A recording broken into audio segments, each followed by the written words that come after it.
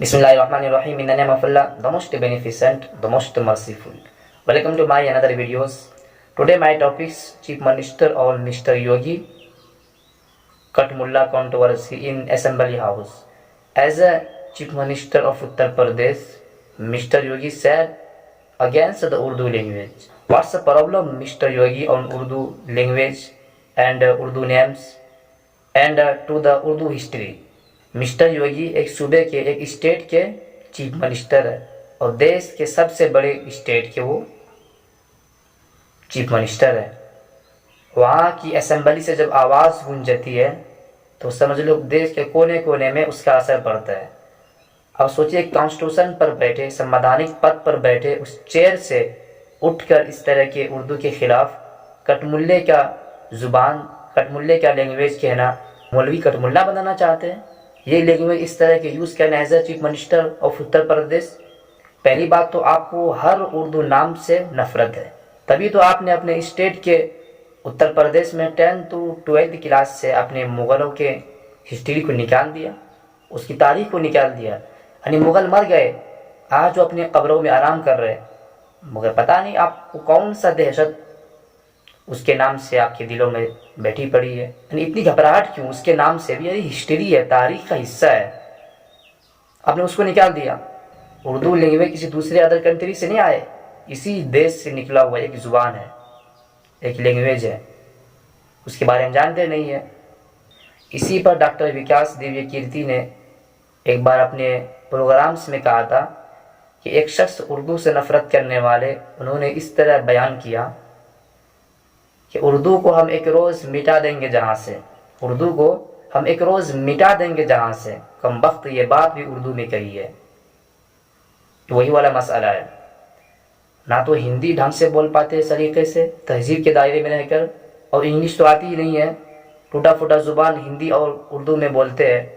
उसके बावजूद ये कहते हैं कि उर्दू कठमुल्ले की ज़ुबान है, यानी उसके तरफ मंसूब कर देते हैं। मसला ये नहीं कि आपने उर्दू ज़ुबान को मंसूब किया मौलवी की तरफ, जो मौलवी की ज़ुबान ही नहीं है।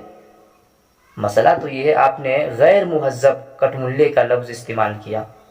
उर्दू की तारीख़ और हिस्ट्री क्या है, इससे बिल्कुल मिस्टर योगी नाआशना है, उनको कुछ भी नहीं मालूम है इसकी हिस्ट्री क्या है। कि वो इसकी हिस्ट्री को पढ़ ले तो मालूम हो जाएगा। जिस उर्दू की मोहब्बत में राम प्रसाद बिस्मिल हो गए, जिस उर्दू की मोहब्बत में रघुपति सहाय फिराक गोरखपुरी हो गए, उसी गोरखपुर जहाँ से वो सेलेक्ट होकर एक सूबे के चीफ मिनिस्टर बने, जिस उर्दू से पंडित हरिचंद अख्तर हो गए, जिस उर्दू में भगत सिंह खत लिखा करते थे, जिस उर्दू को खुद गांधी जी हिंदुस्तानी भाषा कहते थे, जिस भाषा से पंडित जवाहरलाल नेहरू और पटेल ने प्यार किया, जिस भाषा ने इनकलाब जिंदाबाद का नारा दिया और जिस भाषा ने जय हिंद का नारा दिया। आप क्यों देते हैं इनकलाब जिंदाबाद का नारा, जय हिंद का नारा? अगर आइए कि उर्दू ज़ुबान बोलने वाले उर्दू के सहाफ़ी और जर्नलिस्ट किस तरह अंग्रेज़ों को भगाने में उसका अहम योगदान और किरदार है। उर्दू मोहब्बत, शराफत और तहजीब की एक ज़ुबान है। आज़ादी के लिए उर्दू ही के सहाफ़ी जर्नलिस्ट मौलवी मोहम्मद बाकर ने इस देश को अपना पहला बलिदान दिया और अंग्रेज़ों की बगावत की ही वजह से मौलवी मोहम्मद बाकर को शहीद किया गया। यही इसका जन्म हुआ और हिंदुस्तान को इस पर गर्व है, क्योंकि मेरी बातों में खुशबू नहीं होती अगर मेरी ज़ुबान उर्दू नहीं होती। खैर, आप इस पर क्या सोचते हैं? क्या आपका नज़रिया है? क्या mister chief minister Yogi Adityanath ने दरअसल इस तरह की ज़ुबान बोलना असेंबली हाउस में संवैधानिक पद पर बैठे हुए एक सूबे के मुख्यमंत्री, कहीं ना कहीं ये दर्शाता है